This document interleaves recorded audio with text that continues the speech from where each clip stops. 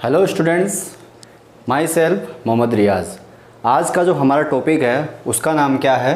गोलीय दर्पण। तो गोलीय दर्पण को पढ़ने से पहले हमें यह पता होना चाहिए कि दर्पण क्या होता है, और दर्पण का डिस्कशन हम कर चुके हैं। जैसे कि हमने क्या पढ़ा था? समतल दर्पण पढ़ा था। और समतल दर्पण का जो हम चित्र बनाते हैं वो कैसा बनाते हैं? ऐसा बनाते हैं। ये होता है समतल दर्पण। ये क्या होता है? समतल दर्पण होता है। इसको हम क्या कहते हैं? समतल दर्पण कहते हैं। अब इसको समतल दर्पण क्यों बोला? क्योंकि इसकी जो पृष्ठ है, इसकी जो सतह है वो कैसी है? समतलीय है। इसलिए इसको क्या कहा गया? समतल दर्पण कहा गया। दर्पण कब बनेगा? याद रखना, पृष्ठ हमेशा दो होती है। एक तो नीचे वाली होती है, एक ऊपर वाली होती है। अगर आप नीचे वाली सतह को क्या कर दो? पॉलिश कर दो। इसको मैंने क्या किया है? इस वाली सतह को पॉलिश किया है, इसलिए हम इसको बोलते हैं पॉलिश की गई सतह। क्या बोलते हैं? पॉलिश की गई सतह बोलते हैं इसको। क्या बोलते हैं इसको? पॉलिश की गई सतह। नीचे वाली सतह को मैंने क्या किया है? पॉलिश किया है। और जो पॉलिश हम करते हैं वो हम एल्यूमिनियम या सिल्वर की करते हैं। आपको याद रखना है, जो हम पॉलिश करते हैं या तो एल्यूमिनियम की करते हैं या फिर सिल्वर की करते हैं।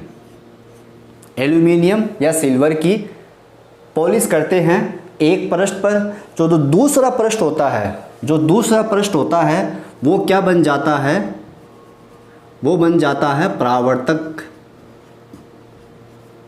पृष्ठ। क्या बन जाता है? परावर्तक पृष्ठ या परावर्तक सतह। तो कभी भी हमें अगर दर्पण बनाना हो तो हम क्या करेंगे?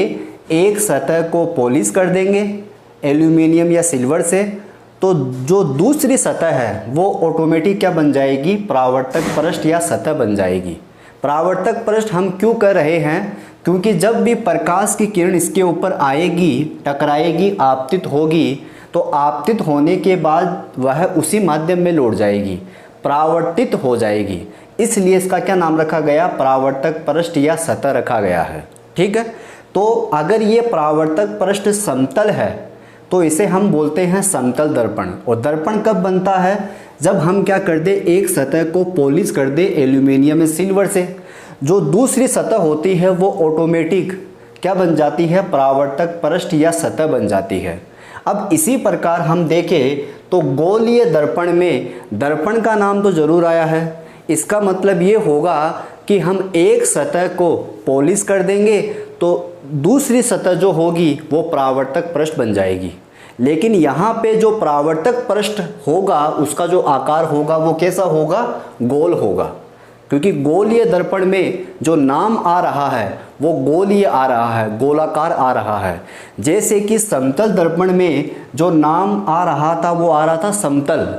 तो हमने कहा कि अगर परावर्तक पृष्ठ या सतह समतलीय हो तो ऐसे दर्पण को हम बोलते हैं समतल दर्पण। और इसमें क्या होगा? इसमें जो परावर्तक पृष्ठ या सतह होगी वो कैसी होगी? गोलीय होगी। वो कैसी होगी? गोलीय होगी। तो इसका मतलब दर्पण बनाने के लिए हम एक सतह को पॉलिश कर देंगे सिल्वर या एल्यूमिनियम से, तो ऐसी स्थिति में जो दूसरी सतह होगी वो क्या बन जाएगी? परावर्तक पृष्ठ या परावर्तक सतह बन जाएगी।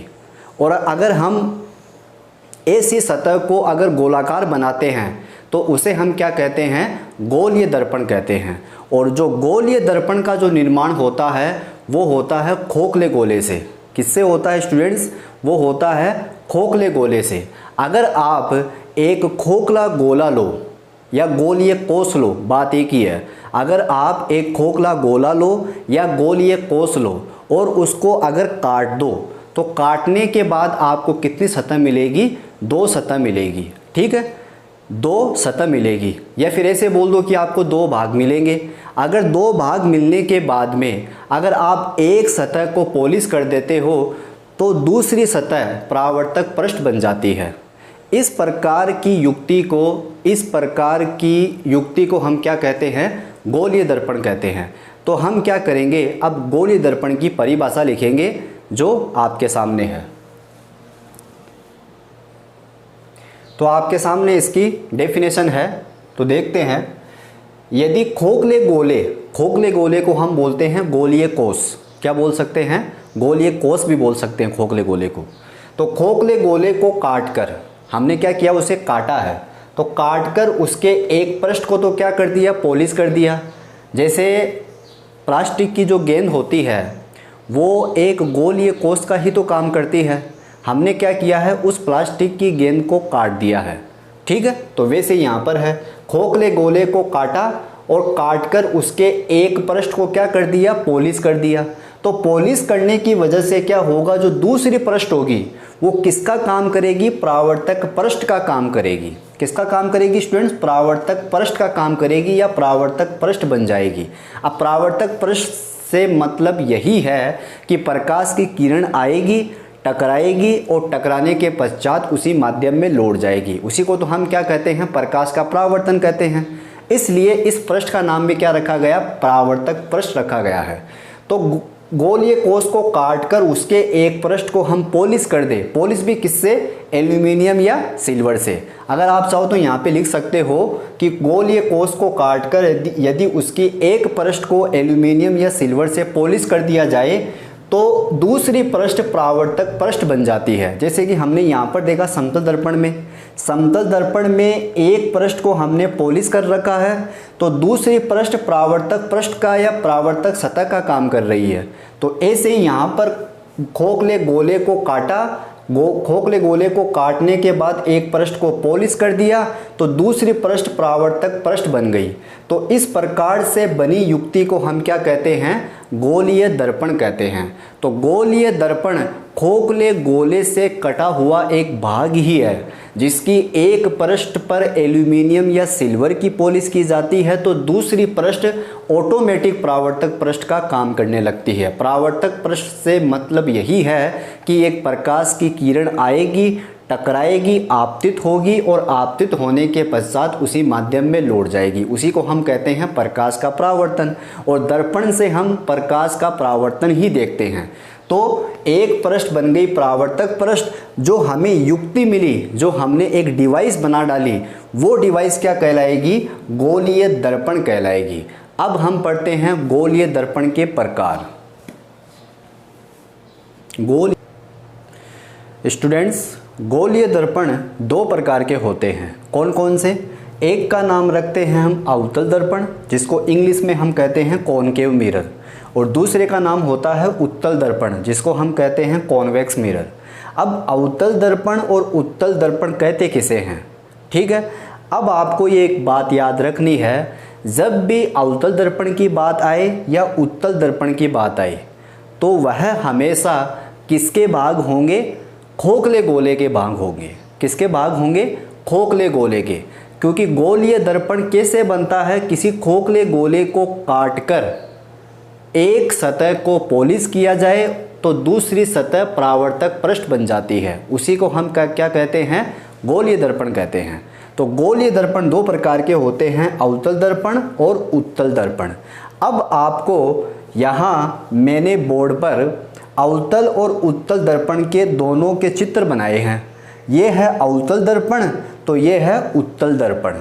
इसको कहते हैं अवतल दर्पण और इसको कहते हैं उत्तल दर्पण।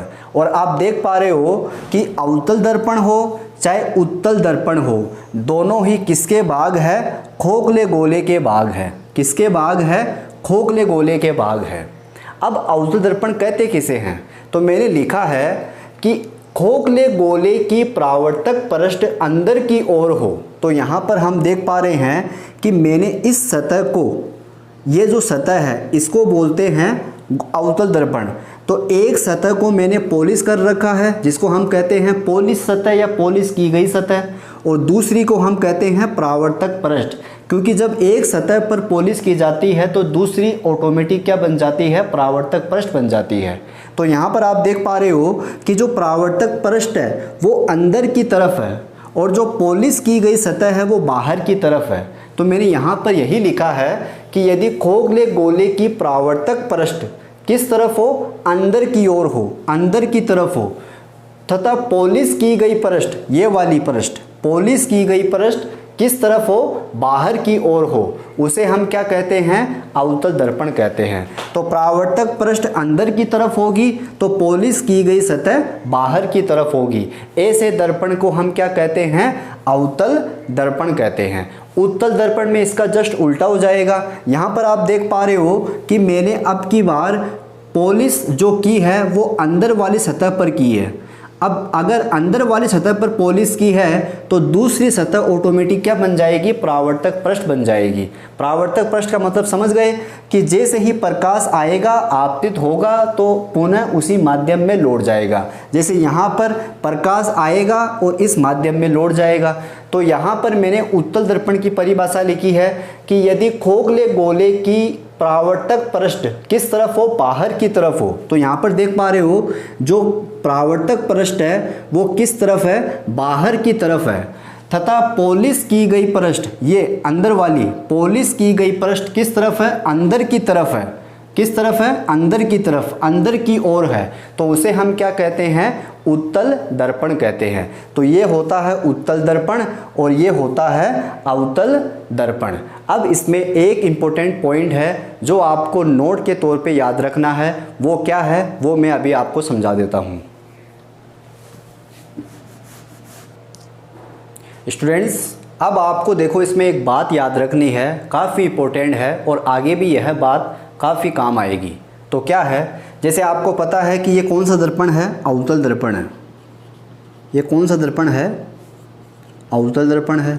क्यों है ये अवतल दर्पण, क्योंकि इसकी जो परावर्तक पृष्ठ है वो अंदर की तरफ है और जो पॉलिश की गई सतह है वो बाहर की तरफ है।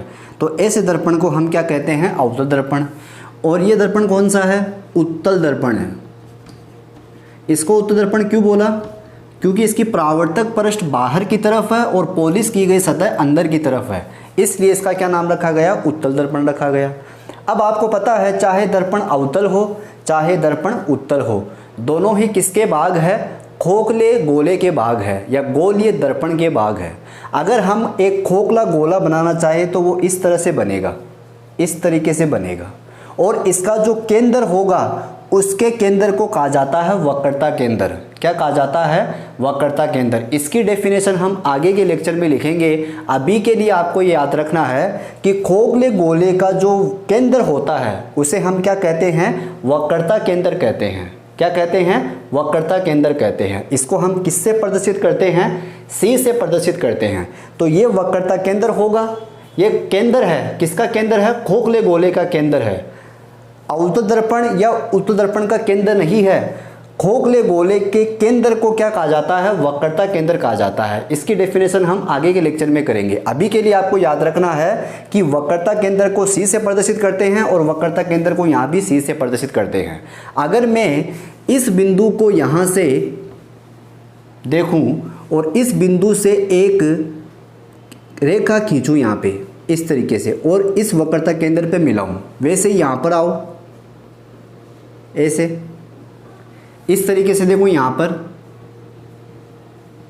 या फिर ऐसे।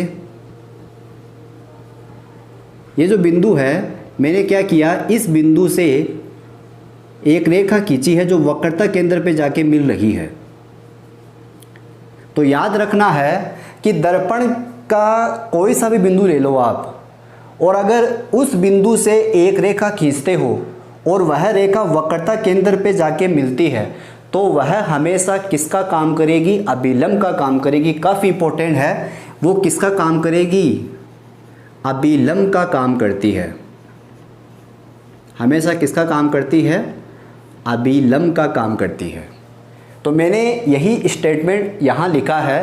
क्या लिखा है, गोलीय दर्पण, ये गोलीय दर्पण हो गए, चाहे उत्तल हो चाहे अवतल हो, में किसी बिंदु से, किसी भी बिंदु से, इस बिंदु से, इस बिंदु से या इस बिंदु से, ठीक है ना, किसी बिंदु से दर्पण के वक्रता केंद्र को, ये दर्पण का वक्रता केंद्र है, दर्पण के वक्रता केंद्र को मिलाने वाली रेखा, ये मिलाने वाली रेखा हो गई, ये वाली रेखा, ये वाली रेखा, ये वाली रेखा, यहाँ पर ये रेखा, ये रेखा और ये रेखा।